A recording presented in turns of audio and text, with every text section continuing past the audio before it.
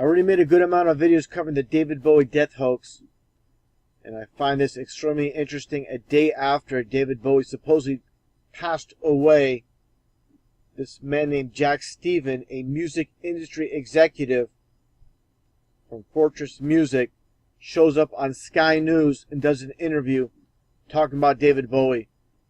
Just look at this guy. This guy looks just like David Bowie. I mean, it's like identical twins. You got that goofy kind of haircut. Look at those teeth. Look at that chin. Of course, the nose is a bit off. You know, with the Hollywood type of magic they can, whip up. They can make him look a little bit different. Throw people off with that nose. But overall, I just find it amazing. This no-name Jack Stephen does an interview on David Bowie and looks just like him. What are the odds of that? What's really suspicious, there's no background on this guy. This Jack Stephen pops up out of nowhere. Guy talking about David Bowie looks just like him. What's up with that? Now let's take a look. Take a closer look at these teeth here. I mean, wow. Pretty much spot on. You got the chins. Very similar. And this death hoax was planned out years ago. Just take a look at this CD cover for the Secret Songs back in 2007. And what do you see? Of course, as I mentioned before, this is the sign of silence. And what do you see behind him? You see his initials, DB, for David Bowie, of course. And it says die. All the other letters are crossed out or covered up by his head. DB, die. David Bowie, die. You've got the devil horns as well. And I'm going to play the video clip with David Bowie in the skies playing Jack Stephen in a Sky News studio. This is complete mockery that's taking place here. So obviously David Bowie, you can hear the voice, the mannerisms, and also note where he makes a mistake and he stumbles a few times. And he refers to himself as David Bowie, as I, when he's asked questions as a music executive. But he's talking like he is referring to himself as the artist, which makes no sense if he's truly Jack Stephen. Take a look at the interview. I'm not going to talk through it. There's going to be also a few other things that you're going to see as well that just don't add up. This man is obviously David Bowie in disguise.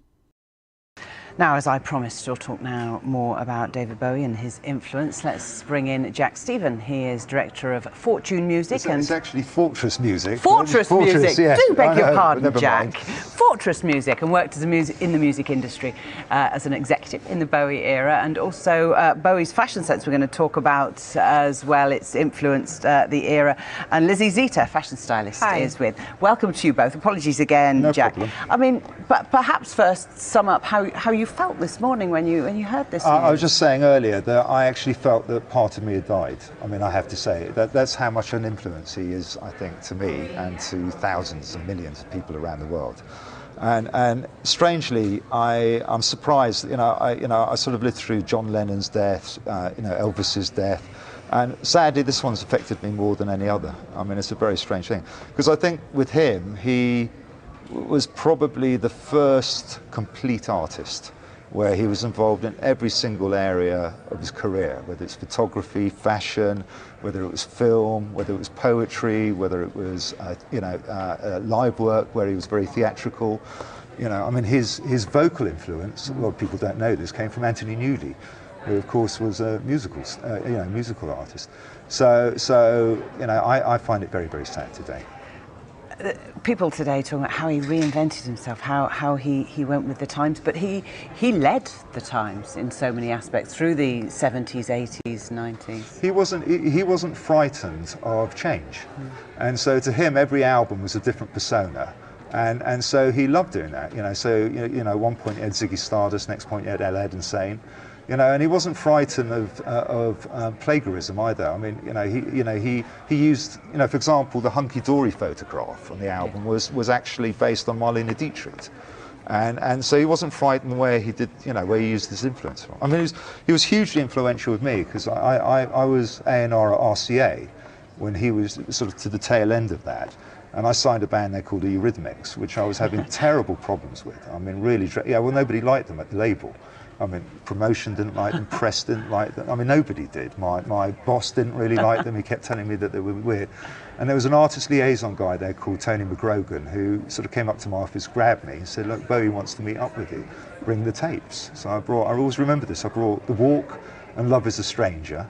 And I sat with him and I played them to him, and he thought they were absolutely fantastic. And then, you know, and then he's, you know, I mean, his words to me were very much, if you believe in it, fight for it. Because I have, I mean, that's what he said to me. And so I did, and it became hugely successful. And when the album went top 5, I got a telegram from him saying, thank God there's finally an A&R man with ears at RCA. Shame I've gone to EMI. Fine. We'll talk about him as a man, because actually showing that he was funny. He was very funny, yeah.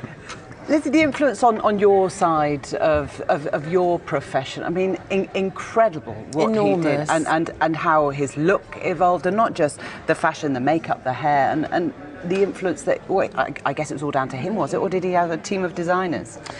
No, he didn't. I mean, no doubt he took ideas from various people, as Jack has said.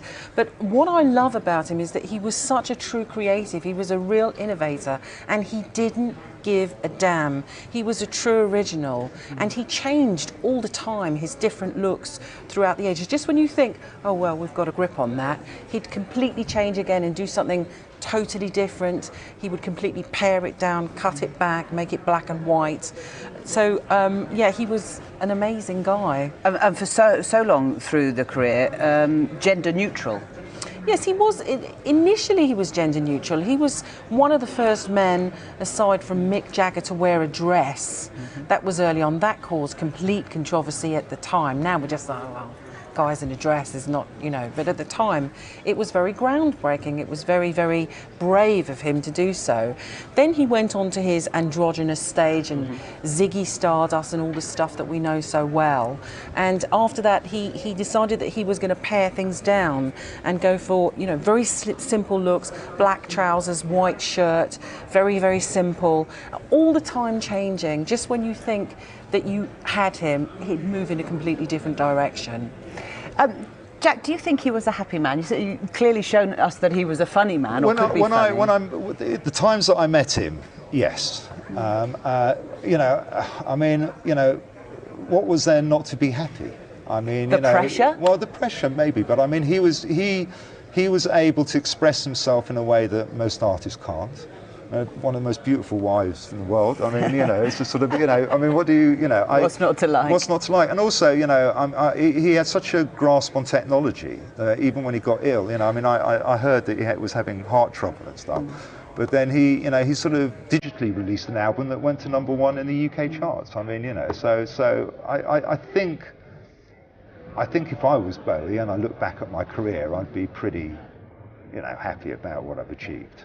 It wasn't easy for him, I have to tell you. I mean, he fought every single step of the way. I mean, I know the American side was really hard because he was furious that none of his records really broke big in America. And so he really got sort of annoyed and actually just packed up, went to America, and then did the Diamond Dogs tour where he booked 3 theatres. I mean, I think one in Philadelphia, Radio City, and I think the other one was the Universal tour. I can't remember, it was the Universal thing. And he booked them himself, filmed it, and he said, right, I'm breaking America alone. I don't care about you, RCA.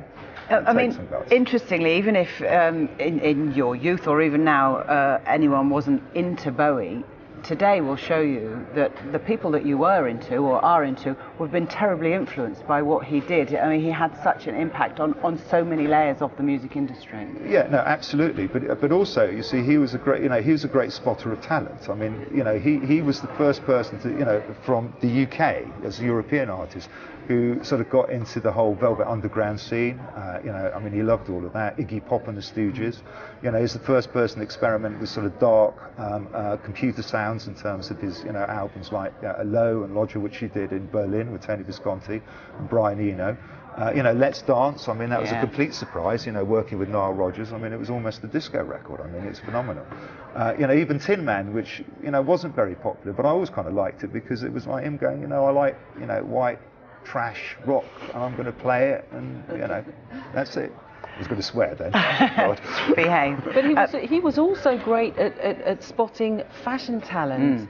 He picked up on a young designer called Yamamoto, who then went on to design those really outlandish costumes for stage, very theatrical, very strong. And he also later picked up on Alexander McQueen, who designed him a frock coat. This was before Alexander McQueen was really huge. And he designed this frock coat for him, complete with cigarette burns everywhere, that was incredibly iconic. So I think he was a highly intelligent, erudite man, and he was a visionary who could pick up all these influences before they started hitting the mainstream, and he was always true to himself. And all of those things live on in the exhibition that Yes, there is of of course. his clothes, which is now touring the world. And has been hugely successful.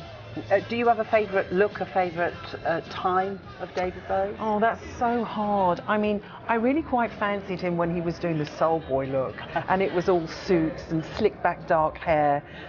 He looked gorgeous then, but it's got to be Ziggy Stardust. Yeah. That's the most iconic, with a really outlandish makeup. And every time a woman applies a glittery eyeshadow, every time the influence is right there, that's David Bowie. Yeah. And this is really hard. Maybe you can't answer it, but do you have a favourite song? It's impossible. We're talking earlier. The one song that I was probably the most impressed with, which was really obscure, was that you went live on a Bing Crosby show in America and did Little Drummer Boy. Yes. And to this day, I mean, the courage of the man to do that, because Bing Crosby is regarded as one of the most purest singers in the world. And I think just for the fact that he had the courage to do that, I think that's one of my favourite tunes of his. Will he be looked back on as the proper rock and roll star? I mean, did he live the rock and roll lifestyle? Yeah, he did in his early days, absolutely. In his early days. But I mean, but he is the man that developed modern day music, the approach to modern day music, where you have to really understand every facet of media. I mean, he was very much like that. And, but he was a very funny man. He used to make me laugh. And we're all of a certain age, but you believe that things that he pioneered live on today, that actually his influence is still there. They definitely do. In the cab coming down, I was thinking, okay, influences of David Bowie: flat caps, V-neck play suits, bright socks, very outlandish prints. Suits for men, you see them on the high street all the time in pastel colours. He was a pioneer of all of this at a time when they were outrageous, when men's fashion was like, well, you might as well look at paint drying, it was so boring. So yeah, he was a one-off. And very contemplative as well. He went off to Berlin for quite a while to sort of go inward, to read poetry. He got involved with the art scene there, and he completely changed his look, and he went from very flamboyant to really low key. Just finally then, Jack, Black Star, I mean, do you see it how people are seeing it today, that this is his goodbye, that this was all pre-planned? I think it is his goodbye, but I don't think he'll ever be forgotten. Lovely to talk to you both, Jack Stephen and Lizzie Zita. Thank you both. Okay, Thank you too.